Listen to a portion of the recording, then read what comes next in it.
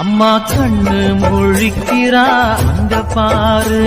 பொதுவா பிளைட்ல போகும்போது பிளைட் வந்து டேக் ஓவர் ஆயிடுச்சுனாக்க வெளியில இருக்கிற சக்கரம் வந்து உள்ள போயிடும்.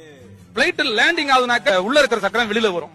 இப்ப ஒரு பொண்ணு ஸ்கூட்டி ஓட்டிட்டு போறாங்கன்னா அவங்க பிரேக் போடுறத நீங்க நம்ம எப்படி தெரிஞ்சுக்கலாம் நினைக்கிறீங்க? இண்டிகேட்டர் எரியாது, கையெல்லாம் காட்ட மாட்டாங்க. உட்கார்ந்து இருக்கிற 2 காலம் அந்த பக்கம் 2 அடி, இந்த பக்கம் 2 அடி நீட்டிக்கிட்டு நினைச்சு ஆவால காலு வெளியில வந்துச்சுன்னா முன்னாடி போற லேடி